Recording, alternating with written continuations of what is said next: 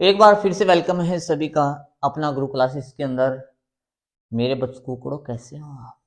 उम्मीद करता हूँ सभी अच्छे होंगे, अच्छे से पढ़ाई कर रहे हैं। अभी बोर्ड की परीक्षा सभी के सर पे आ चुकी है। तो आज हम करने वाले हैं 10th मैथ की क्लास। जारी है अपनी 12वीं प्रश्नावली 10th मैथ का, और प्रश्नावली का नाम है अपना पृष्ठीय क्षेत्रफल और आयतन। पृष्ठीय क्षेत्रफल और आयतन, ये अपना प्रश्नावली का नाम है। इसमें क्या क्या दिया है आपके न्यू सिलेबस के अकॉर्डिंग मैं करवा रहा हूं। जो अभी नया सिलेबस चल रहा है कोरोना के बाद में, जो कटबड के जो भी सिलेबस बचे हैं उसमें से क्या क्या छोड़ा है वो देखते हैं। घन घनाभ, सबसे पहले हम घन और घनाभ के बारे में जानेंगे। नंबर 1, घन और घनाभ, इनके बारे में हम जाने। घन क्या होता है? घन क्या होता है? आपने देखा होगा, ये बुक दे मेरे को भाई, वो दे दे, वो दे दे, वो दे। ये नीचे वाली लाल, हाँ, ये मेरे पास एक बुक है। मैं इसको घन मानता हूं। क्यों मानता हूं बता दूं मैं। इसकी लंबाई भी है, चौड़ाई भी है और ऊंचाई भी है। लंबाई चौड़ाई ऊंचाई घन घनाभ में होती है। लंबाई चौड़ाई ऊंचाई किस में होती है? घनाभ में होती है, और घन में भी होती है। ये भी ध्यान रखना, घन में भी होती है। लेकिन अंतर क्या है दोनों में? घन की जो लंबाई चौड़ाई ऊंचाई होती है वो सभी एक जैसी होती है। अब इसमें देखो, लंबाई ये है, ऊंचाई ये है। लंबाई ज्यादा है, ऊंचाई कम है। चौड़ाई दोनों के बीच की सी आ गई। हो सकता है लंबाई ज्यादा हो, ऊंचाई ज्यादा हो, चौड़ाई कम हो। यानी घनाभ की कोई भी भुजा एक जैसी नहीं होती, लेकिन लंबाई चौड़ाई ऊंचाई होती है, ध्यान रखना। ठीक है। और घन के अंदर जितनी ऊंचाई है उतनी ही लंबाई है, और उतनी ही क्या है? चौड़ाई है। यानी एक आपली भाषा में कहा तो 4 चक्कों को एक डब्बो जो को सारों एक सो है, वो घन है। और लंबाई चौड़ाई जी आप देखा माचिस की डिब्बी हो है तिल वाली, वह घनाभ है। और कोई कमरो भी है तेरे कहूं घन का कारगो, कई घनाभ का कारगा है। जिया कई कहते मारो कमरो 15x15 को है, 15x15 को है। अंदर अर्थ के हो 15 चौड़ाई है और 15 ही बहन की है लंबाई है। 15 ही चौड़ाई है, 15 ही के बहन लंबाई है। लेकिन ऊंचाई भी बोल दे 15 है, ऊंचाई भी बोल दे क्या है? 15 है। यानी कमरे की यदि चौड़ाई, लंबाई और ऊंचाई तीनों भुजाएं 15-15 की हैं तो वो घन है। यदि लंबाई ज्यादा है, चौड़ाई कम है, ऊंचाई आगे पीछे है, थोड़ी बहुत कम ज्यादा है, तो वो होगा घनाभ। मैं आपको बना रहा हूं, सबसे पहले घन बना रहा हूं। क्या बना रहा हूं? घन। घन ऐसा होता है जिसकी सारी भुजाएं एक जैसी होती हैं। ये लो साहब, ये घन, ये घन, और ये घनाभ। अब यहां पे मैं बना देता हूं घनाभ।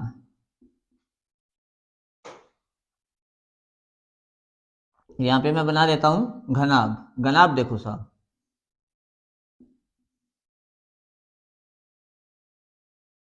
माचिस की जो डिब्बियां होती हैं वो घनाभ होती हैं, ध्यान रखने वाली बात है। बस कुछ नहीं। इसकी लंबाई चौड़ाई ऊंचाई एक जैसी दिखाई देगी देखने में, घन की। लेकिन घनाभ की लंबाई अलग है, चौड़ाई अलग है, ऊंचाई अलग है। इनकी तीनों भुजाएं अलग अलग होती हैं, इनकी भुजा एक जैसी होती है, जिसे हम ए से प्रदर्शित कर दें। किससे प्रदर्शित कर दें? ए से। बस इतना अंतर है इनमें। बाकी फॉर्मूलों की बात बची, फॉर्मूले भी इनके सेम ही हैं। मैं आपको पहले घनाभ के कराता हूं, फिर बताता हूं घन के कैसे बन रहे हैं। घनाभ का पृष्ठीय क्षेत्रफल, पृष्ठीय क्षेत्रफल क्या होता है देखते हैं हम। घनाभ का पृष्ठीय क्षेत्रफल, घनाभ के पृष्ठीय क्षेत्रफल का सूत्र पृष्ठीय होता है जो ये बार बार का है ना, इसका क्षेत्रफल, इसका इसका इसका इसका और यहाँ का भी, ये घनाभ का पृष्ठीय क्षेत्रफल है। 2 गुना लंबाई प्लस चौड़ाई, लंबाई प्लस नहीं, लंबाई गुणा चौड़ाई, प्लस चौड़ाई गुणा ऊंचाई, प्लस ऊंचाई गुणा लंबाई। ये घनाभ का पृष्ठीय क्षेत्रफल है, यानी लंबाई गुणा चौड़ाई प्लस चौड़ाई गुणा ऊंचाई प्लस ऊंचाई गुणा लंबाई, या फिर हम क्या करें 2 गुणा एल बी बी एच और एच एल। बी को चौड़ाई से लिखते हैं, एल को लंबाई से लिखते हैं, एच को एल से लिखते हैं, एच को ऊंचाई से। देखो हर चीज दो दो बार आई है, एल को देखें 2 बार है, बी भी 2 बार है, एच भी 2 बार है, पर आता कैसे वो हमें ध्यान रखना। देखना यहाँ पे याद करवा रहा हूं, L B B H H L, L B B H H L, बस ऐसे अगर सेट करना आता है तो आ जाएगा। ठीक है, ये फॉर्मूला अपना बन गया। अब एक और बताते हैं, हम इसका आयतन और देख लें, घनाभ का आयतन।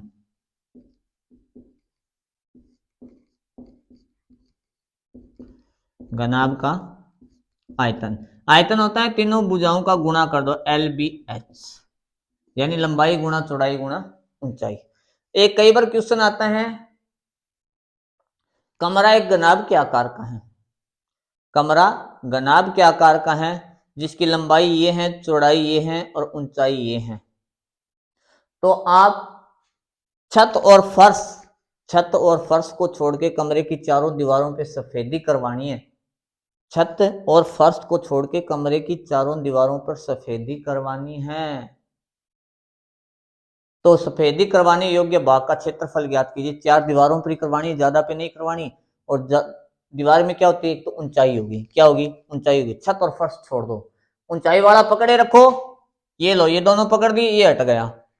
लंबाई चौड़ाई फर्श की होती है, ऊंचाई नहीं होती। छत की भी लंबाई चौड़ाई होती है, ऊंचाई नहीं होती, ऊंचाई दीवार की होती है। ठीक है, तो इस मैटर को छोड़ देंगे, यहां से आ जाएगा। और कई बार क्या होता है, फर्श को छोड़ के छत पे भी करवानी होती है और चारों दीवारों पे भी करवानी होती है। तो क्या करते हैं, फर्श के अंदर लंबाई होती है और चौड़ाई होती है, उसको माइनस कर देते हैं इसी फॉर्मूले के साथ, एल बी। यदि ऐसा बोला जाए कि कमरे की चारों दीवारों और छत पर सफेदी करवानी है, तो सफेदी करवानी योग्य भाग का पृष्ठीय क्षेत्रफल ज्ञात करें। तो इसके लिए हम करेंगे क्या, हमें ये ध्यान रखना है भी घनाभ में अपने पास 6 पृष्ठ हैं, 6 पृष्ठ में से कितने पृष्ठ पर हम सफेदी करवा रहे हैं, उतने ही पृष्ठ का हमें निकालना है। हम फर्श पे नहीं करवा रहे हैं। ये यदि ये फॉर्मूला यहां तक हम लगा रहे हैं तो इसका अर्थ है हम फर्श पर भी सफेदी करवा देते हैं, फिर फर्श पर भी क्या करवा देते हैं, सफेदी करवा देते हैं। यदि इसमें से एक माइनस क्या कर दें, लंबाई गुणा चौड़ाई माइनस कर दें, तो फर्श हट गया। अगर इस पूरे को यहां से फिनिश कर दें तो छत भी हट जाएगी। कैसे, 2 से गुणा का अर्थ क्या है, ये 2 बार है, ये भी 2 बार है और ये भी 2 बार है। 2 बार कैसे, लंबाई चौड़ाई फर्श की और लंबाई चौड़ाई छत की भी है। ठीक है, दोनों की होती है। तो इतना बात ध्यान में आई। चलो ये फॉर्मूला यहाँ पे याद रखो, बाकी अपनी माइंड में इस प्रकार से सेट रखना है आपको। अब घन का निकालते हैं हम।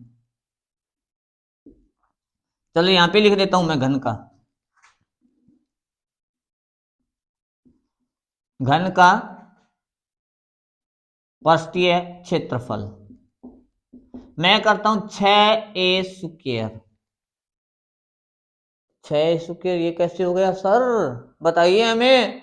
6 स्क्वायर, आप बोल रहे थे सेम सा फॉर्मूला मिलेगा पर, लेकिन ये तो अलग हो गया।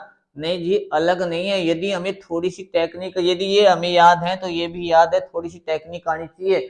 मैंने क्या बोला, इसकी प्रत्येक भुजा को ए माना है, लेकिन यहाँ पे क्या है, एल बी एच है। अब देखो, यदि यही फॉर्मूला हम यूज करें यहाँ पे तो कैसे आएगा, एल की जगह ए लिखेंगे, बी की जगह ए लिखेंगे, बी की जगह ए, एच की जगह ए, एच की जगह ए, एल की जगह ए को ए से गुणा किया ए स्क्वायर, ए को ए से गुणा किया ए स्क्वायर, ए को ए से गुणा किया ए स्क्वायर, एक ए स्क्वायर, 2 ए स्क्वायर और 3 ए स्क्वायर। ब्रैकेट के अंदर कितनी आ गई, 3 ए स्क्वायर, और बाद क्या है अपना 2, 2 से गुणा कर दो, 3 दूनी 6 ए स्क्वायर हो गया। घन का आयतन, घन का आयतन होता है ए क्यूब। सर इसका तो एलबीएच करवाया था आपने और आप बोल रहे सेम से हैं। हाँ जी, क्यों नहीं बोलूंगा मैं बोलूंगा कि इसकी भुजा को एलबीएच माना है, इसकी तीनों भुजाओं को एक जैसा माना है, पर लेकिन ये लंबाई है, ये चौड़ाई है, ये ऊंचाई है, तीनों की जगह ए रखे। देखो 1a 2a 3a, तीनों का गुणा करेंगे तो ए क्यूब। ये अपना घन और घनाभ हो गया। लगभग इतने ही फॉर्मूले आपको ध्यान रखने हैं और बाकी अपनी आईक्यू पे डिपेंड करेगा आप कैसे इनको निकाल रहे हो, कैसे इनको निकाल रहे हो। अगर आप चाहते हो भी घनाभ की चारों दीवारों का पृष्ठीय क्षेत्रफल निकालने का फॉर्मूला सर आप हमें दे दीजिए। चलो ठीक है, मैं चारों दीवारों का भी आपको दे देता हूं। किसकी? घनाभ की। घनाभ की चारों दीवारों का क्षेत्रफल क्या हो जाएगा? मैंने बोला था छत और फर्श के लिए ये लंबाई चौड़ाई होती है, इसको छोड़ दो, बाकी लिख दो। 2BH plus HL, H common निकाल लेते हैं तो क्या आएगा? 2H बार आ गया और यहाँ पे भी B और L बच गया। ये याद रखो या ये रखो, दोनों ही नहीं रखना तो ये ध्यान रखो। अगर ये दोनों याद नहीं रख सकते तो आप ये ध्यान रखो, इसको छोड़ देना परीक्षा के अंदर जब आ जाए भी चारों दीवारों का निकालो तो बस इतना पार्ट छोड़ देना LB वाला, ठीक है, और अपना फॉर्मूला सही हो जाएगा। इसके अलावा अपने पास क्या दिया है? घनाभ के अंदर और भी चीजें हैं, वो ऊपर लिखूंगा, घन के नीचे लिखूंगा। घनाभ का विकिरण भी दिया हुआ है अपने पास। घनाभ का विकिरण, विकिरण क्या होता है? जिस रूम में मैं खड़ा हूं, इस कूट से लेकर, यानी कूट यानी कोणों, ए कोणों लेके वो निचलो कोणों एकदम तिरछो कितनी की लंबाई है वो विकिरण है, या ध्यान रखियो, ठीक है। या ना सोचिए भी ए कूटू लेके ए दीवार वाली ए तिरछो खींचा वो विकिरण है, वो तो फिर हो गया अपने वर्ग को विकिरण। अपन देखने में घनाभ को यानी बे कूटू लेके बे कूटता है, और घनाभ को विकिरण निकालने को फॉर्मूला बहुत ही सरल है। घनाभ का विकर्ण निकालने का फॉर्मूला बहुत ही सरल है, कुछ भी नहीं, रूट के अंदर हमें क्या करना है? L square plus B square plus H square, बस ये हो गया, ये हो गया घनाभ का विकिरण। इसी प्रकार से हम क्या कर सकते हैं? भी घन का भी निकाल सकते हैं, घन का विकिरण भी तो निकाल सकते हैं, हम निकाल लेंगे साहब, दिक्कत क्या है? घन का विकिरण निकालो, बताओ आप मेरे को, कोई बात ना। चलो मैं घन का विकिरण कर रहा हूं। घन का विकिरण, सेम कंडीशन, यहाँ पे ए लगाओ, यहाँ पे ए लगाओ, यहाँ पे ए लगाओ, क्या आएगा? 1A square, 2A square, 3A square, क्योंकि LBH की जगह ए है उसमें, तो अपने पास आ जाएगा, रूट के अंदर लिख रहा हूं मैं, रूट 3A स्क्वायर, ये रूट में रखना है स्क्वायर, अगर स्क्वायर हटा रहे हो तो हम कर सकते हैं रूट 3A को बाहर निकाल दो, बस ये घन का विकिरण हो गया, क्योंकि रूट हटा तो स्क्वायर हटी साथ में। ये अपना हो गया साहब घन और घनाभ। अगला टॉपिक अपना बेलन। कौन सा टॉपिक? बेलन। भी हमने घन और घनाभ किया था, ठीक है, अभी पीछे, तो अब हम कर रहे हैं बेलन। बेलन के बारे में देखेंगे क्या आएगा। बेलन जानोगे किसों को है? चलो मैं बना दूं।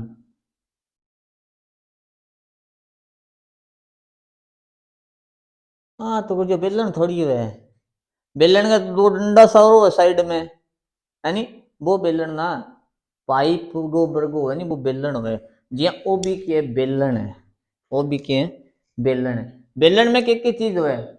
विपक्ष के क्षेत्रफल और आयतन अपने को चाहिए, तो सबसे पहले ये देखो, ये होती है बेलन की ऊंचाई, ये होती है बेलन की त्रिज्या यहां से लेके यहां तक, पर लेकिन ये नीचे वाला भाग गोल है यानी वृत्ताकार है।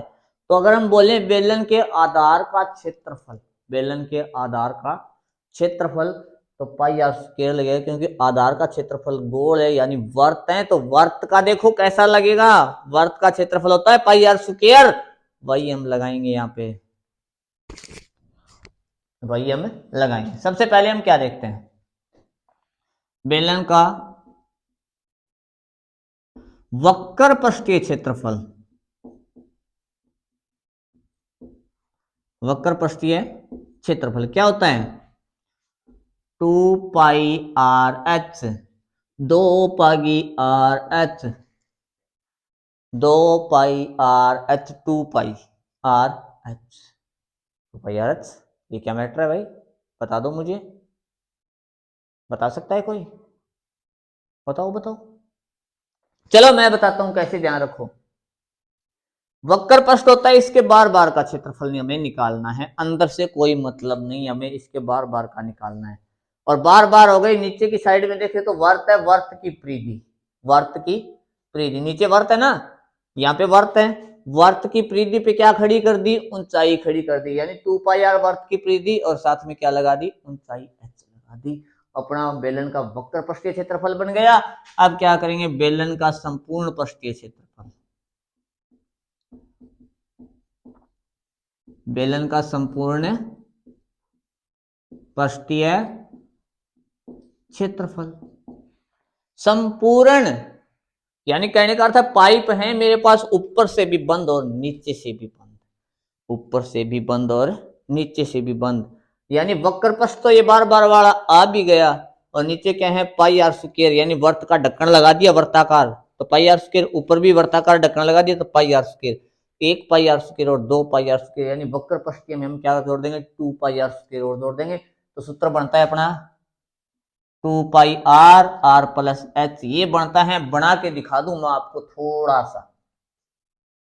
मैंने क्या बोला, वक्र पृष्ठ जो था इसके अंदर हमें 2 पाई आर स्क्वायर जोड़ना है। कैसे जोड़ेंगे भी बताओ। एक तो ये नीचे वाला, क्यों नीचे वर्ताकार ढक्कन लगाया इस पे, वो ढक्कन का क्षेत्रफल यानी पाई आर स्क्वायर हो गया, और एक ऊपर भी लगा दिया उसका भी पाई आर स्क्वायर हो गया। ये लो 1 pi R square 1 pi R square 2 हो गए, 2 पाई आर स्क्वायर जोड़ दो, 2 पाई आर और 2 पाई आर यहाँ से कॉमन आ रहे हैं, निकालो कॉमन, हमेशा छोटी घात निकलती है, तो आर स्क्वायर बढ़ी है तो यहाँ से आर निकल गया, तो 2 पाई आर कॉमन, तो यहाँ पे क्या बचा एच, और यहाँ पे आर स्क्वायर में से आर बच गया। तो ये तो मैंने आगे पिछले आर एच लिख दिया, वहां पे एच आर है तो उसमें कोई दिक्कत नहीं है, ब्रैकेट के अंदर जोड़ना ही तो है। तो 2 pi R into R plus H, ठीक है। ये बेलन का हो गया अपने पास क्या, संपूर्ण पृष्ठीय क्षेत्रफल। एक चीज और लिख दूं क्षेत्रफल में, बेलन के आधार का क्षेत्रफल, बेलन के आधार का क्षेत्रफल, यानी वो क्या होता है, वर्त का क्षेत्रफल ही होता है। क्या होता है वो, वर्त का क्षेत्रफल होता है, ध्यान रखना। पाई आर स्क्वायर बहुत से क्वेश्चनों में फंसा लेता है भाई, सीधी सी बात है अपने पास। एक होता है बेलन का आयतन,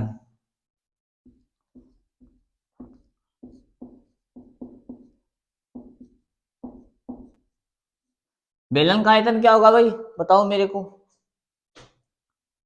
पाई आर स्क्वायर एच। कैसे, जैसे आधार देखो गोल था, अगर हम आधार का क्षेत्रफल निकाल रहे हैं, ठीक है, और इसके ऊपर हमने कोई ठोस लक्कड़ रख दिया या ठोस पाइप रख दिया जो बीच में से थोथा नहीं है, थोथा मतलब खाली नहीं है, खोखड़ा नहीं है, बीच में से ठोस है वो, ठीक है, उसके पूरा निकालना है तो क्या करेंगे, पाई आर स्क्वायर के अंदर एच और लगा देंगे, ठीक है, तो पाई आर स्क्वायर एच बन गया।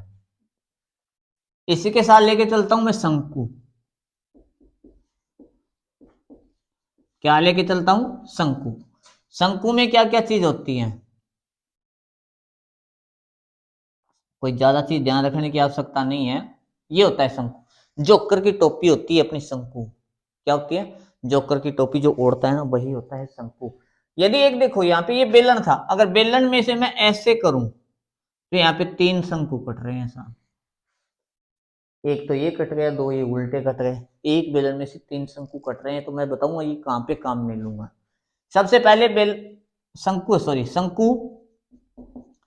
के, शंकु का वक्र पृष्ठीय क्षेत्रफल, वक्र पृष्ठीय क्षेत्रफल होता है पाई आर एल।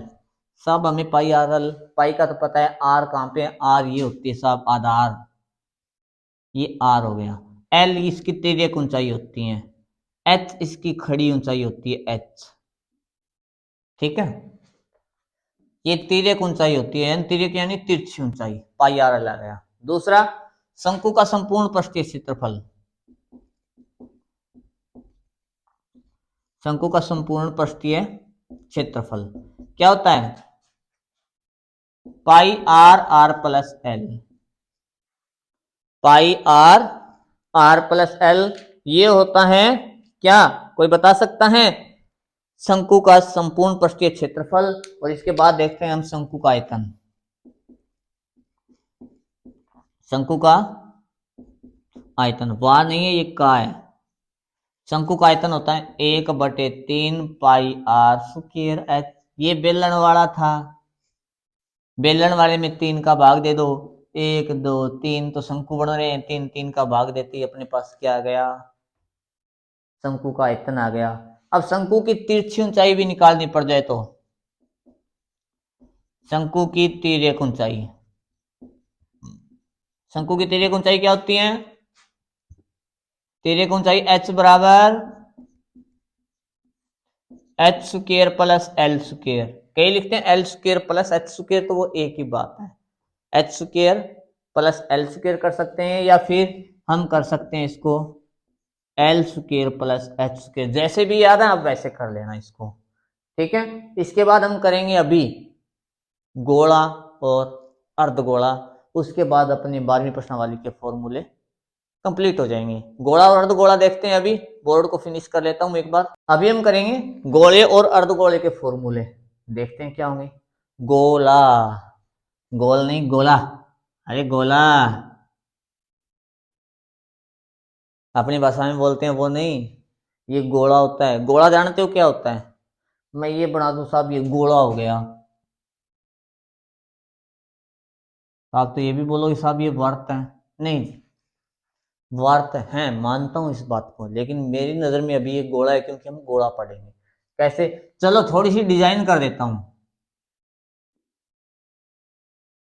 अब गिंडी जैसा लग रहा है ना, जैसे गेंद है, गिंडी पर को लग गया कोनी, लग गया तो गोड़ो बन गया साहब, यानी गिंडी जो की गेंद है, गेंद खेलने वाली, वो गोला होता है। और गोले में क्या क्या चीज देखेंगे, नंबर 1 हम देखेंगे गोले का पृष्ठीय क्षेत्रफल या संपूर्ण पृष्ठीय क्षेत्रफल, एक ही बात है 4 pi R square, 4 pi R square. Number 2 हम देखेंगे गोले का आयतन, गोले का आयतन क्या होगा, 4/3 पाई आर क्यूब, 4/3 और पाई आर क्यूब गोले का आयतन हुआ। और साथ में अर्धगोलो भी ले लूं, अर्धगोलो देखिए थारो, अरे गिंडी नादी फोड़ दियो, खाली अर्धगोलो बन गयो, या इनकी त्रिज्या है, या इसकी क्या है त्रिज्या, ऐसे भी देखें तो वो भी इसकी त्रिज्या है, ध्यान रखना कभी बोल दे तो ये भी त्रिज्या है और ये भी त्रिज्या है, तो मैं यही बता रहा हूं आपको। अर्धगोले में क्या क्या आएगा, नंबर 1 अर्धगोले का वक्र पृष्ठीय क्षेत्रफल, तो गोले को जो पृष्ठीय क्षेत्रफल हो आधो कर दो, 4/2 कर दो, बाकी पाई आर स्क्वायर, क्यों आधो हो गयो वक्र पृष्ठीय में, क्योंकि ऊपर जो खुल्लो है, अगर इन फोड़ दी यहाँ पर गिंडी नादी काट दी और ऊपर खुली है तो वो लगो पृष्ठीय क्षेत्रफल लगो, ठीक है। अब नंबर 2 अर्धगोले का संपूर्ण निकालू तो मैं अर्धगोले का संपूर्ण पृष्ठीय क्षेत्रफल 3 पाई आर स्क्वायर कर रहा हूं, कारण देखो ऊपर इसका वर्ताकार भाग है, इसको ढक दिया मैंने, उसका भी निकालना है तो एक वर्त का और जोड़ जाएगा, यानी 2 पाई आर स्क्वायर थे और वर्ताकार भाग जो ढका है उसका पाई आर स्क्वायर होता है, वो जोड़ देते हैं, 3 पाई आर स्क्वायर इसके अंदर हो गया। अब अर्धगोले का आयतन,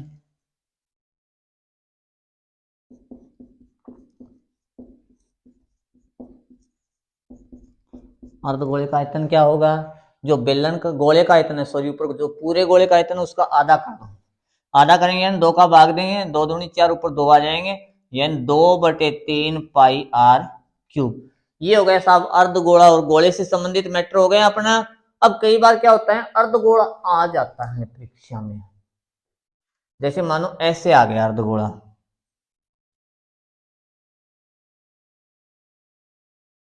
और इसकी ये मोटाई दे देता है भी इसकी इतनी मोटाई है, तो इसकी मोटाई देगा, तो ये मान के चलो अगर इसकी मोटाई देगा आयतन निकालना दे दे तो कैसे हम करते हैं, वो हमें थोड़ा सा दिमाग लगाना है। लेकिन हम क्या करते हैं, हम करेंगे यहाँ पे जो अंदर से लेके बाहर तक की त्रिज्या है उसको R1 मान लेना, और अंदर वाला जो पार्ट है ना वर्ताकार ये वाला, इसको R2 मान लेना, यानी R1 में से R2 घटाएंगे, मोटाई आ जाएगी इसकी, क्या आ जाएगी, मोटाई आ जाएगी। इतने ही फॉर्मूले हैं। और कई बार क्या होता है गोलीय कोष का आयतन, यानी अब मैंने बोला था ना इसका आयतन पूछ ले इस मोटाई के साथ, तो वो होता है गोलीय कोष, क्या होता है गोलीय कोष। तो गोलीय कोष का आयतन निकाले तो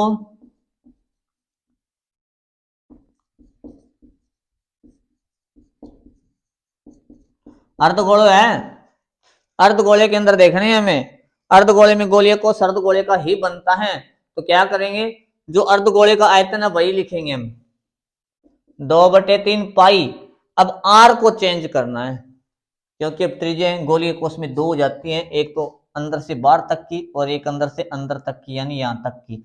जैसे मानो मैं इसको ऐसे बना दूं, ऊपर वाले भाग को, एक अंदर से बाहर तक की R1 लेता हूं, अंदर से यहां तक की R2 लेता हूं, तो ये मोटाई बच गई, ये आयतन निकालना भी इसका, जैसे ऐसे गोला है, ठीक है। तो इसको करेंगे हम क्या,